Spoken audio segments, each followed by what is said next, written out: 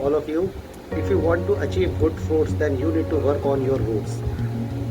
Learning के सिलसिले को आगे बढ़ाते हुए मैं आपका स्वागत करता हूं अपने YouTube channel signify life with सचिव में। आज मैं आपके सामने नई लर्निंग शेयर कर रहा हूं जो मैंने shubhardhan.com से सीखी है। मैं बताना चाहता हूं कि प्रकृति की जितनी भी चीज़ें हैं, जैसे वो ग्रेविटेशनल फोर्स के अगेंस्ट में काम करती हैं। उदाहरण के तौर पे अगर हम कोई बीज बोते हैं तो वो पेड़ ऊपर की तरफ बढ़ता जाता है, वो ग्रेविटेशनल फोर्स के अगेंस्ट में जा रहा है। हमारा जन्म हुआ, हम छोटे बच्चे थे, हम भी धीरे धीरे हमारी हाइट बढ़ती जाती है। तो we are working with the principle of nature but against the principle of gravitational force.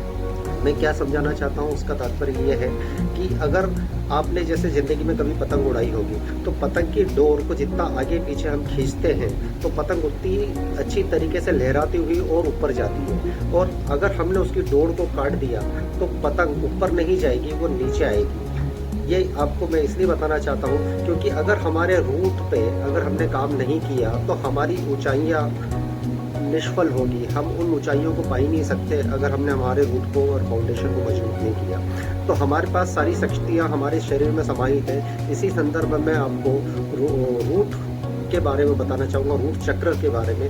Root चक्र होता क्या है? रूट चक्र के 4 पेटल्स होते हैं। पहला पेटल ये होता है कि मन, दूसरा पेटल होता है बुद्धि, तीसरा पेटल होता है अहंकार और चौथा पेटल होता है चित्त। जब भी कोई विचार मन में आता है, उस मन उस इंफॉर्मेशन को लेता है, उसके विषय में बुद्धि उस पर एनालिसिस करती है कि ये विचार किस प्रकार का है। अगर वो निरर्थक है तो उसको डिलीट कर दिया जाता है या फिर उसको डिस्टॉर्ट कर दिया जाता है, या जनरलाइज कंसेप्ट को फॉलो करता है वो विचार तो उसको एक्सेप्ट कर लिया जाता है। तो उस पर बुद्धि एक्शन लेती है। फिर अहंकार उस पर रोल अपना प्ले करता है। अहंकार का मतलब हमारा कॉन्शियस माइंड उस पर एक्शन लेता है। वो ये बोलता है कि इस विचार से मैं अपना क्या फ़ायदा उठा सकता हूँ।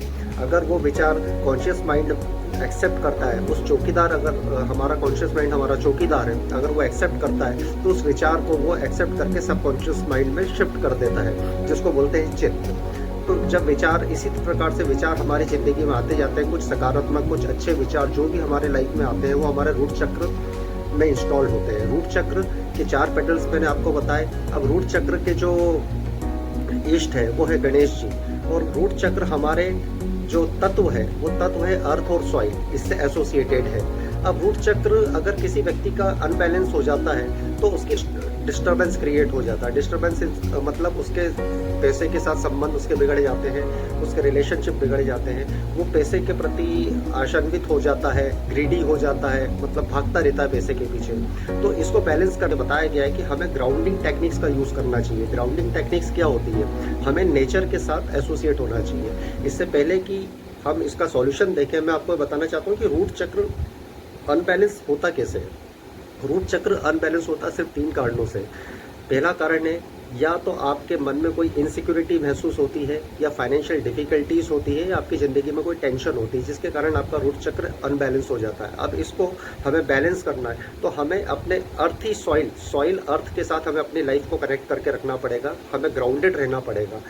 हम नंगे पाँव अगर मैदानों में चलें, गार्डन में चलें तो हमारा रूट चक्र थोड़ा एम्पावर होता है। उसके बाद अगर करेंगे तो उस भावनाओं के साथ तांबे के लोटे में अगर हम पानी पिएंगे तो हमें हमारा रूट चक्र और ज़्यादा एम्पावर होगा।